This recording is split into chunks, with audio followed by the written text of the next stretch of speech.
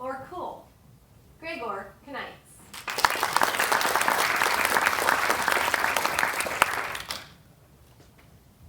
Foreigners. Foreigners come in two distinct flavors. Scary or cool. I know, because I used to be a foreigner in this country for more than 15 years. And I was cool. What makes a difference between a scary and a cool foreigner? Madam Toastmaster, fellow Toastmasters, welcome friends. 3 differences. For one, cool foreigners are always from places you've been to before or always wanted to go to. Secondly, cool foreigners have these charming and really intriguing accents. It makes it so pleasant to listen to them.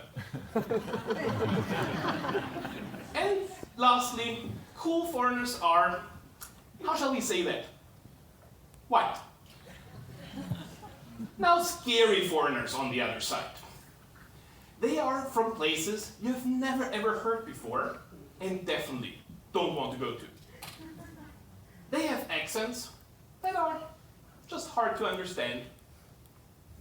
And they are more, shall we say, off-white.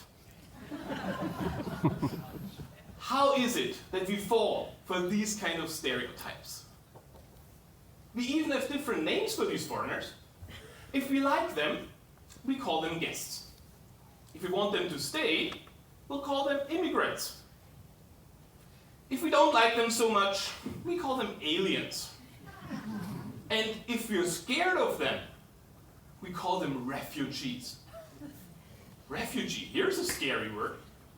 So scary, in fact, that only last November, 28 United States governors were so afraid that they pledged to not let one Syrian refugee into their state.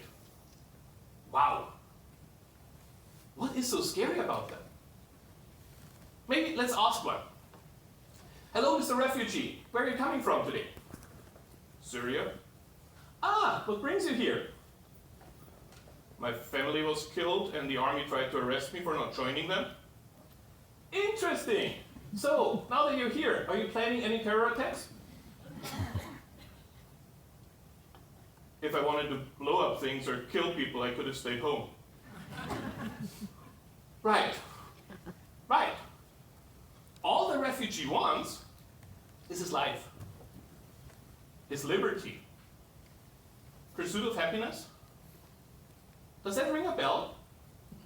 Or does that bell have a crack?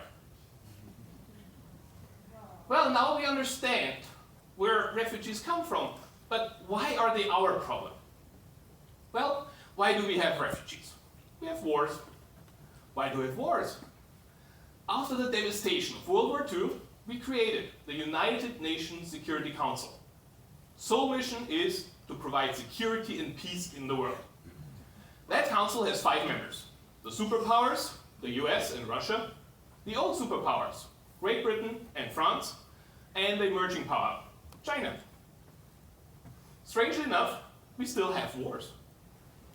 What do you need for a really, really good war? Lots of weapons. Where do you get your weapons? From the top 5 weapons exporting countries.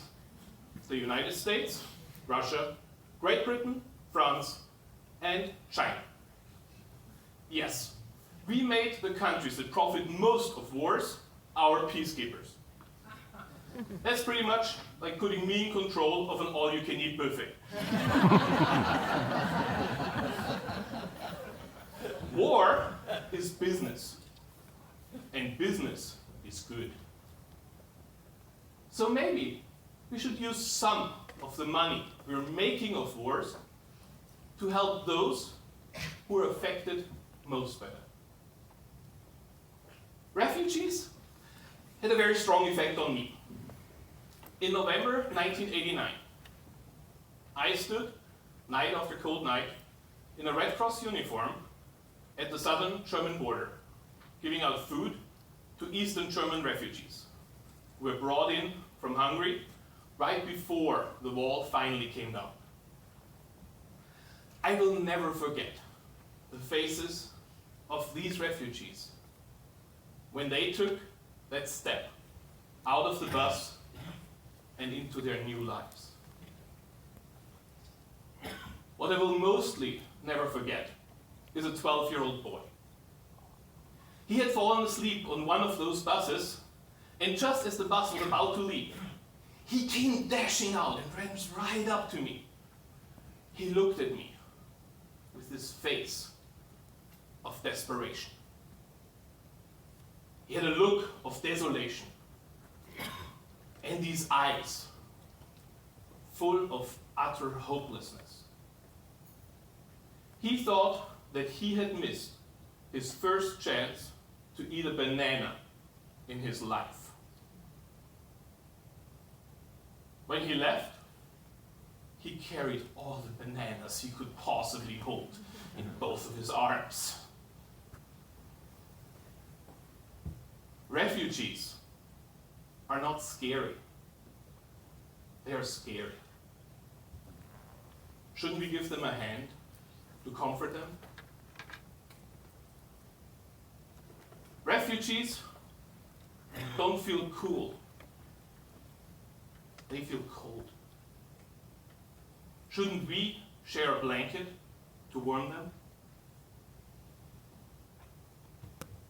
Refugees are not foreigners. They are human beings, like all of us. Shouldn't we give them the one thing that we all need most? Hope.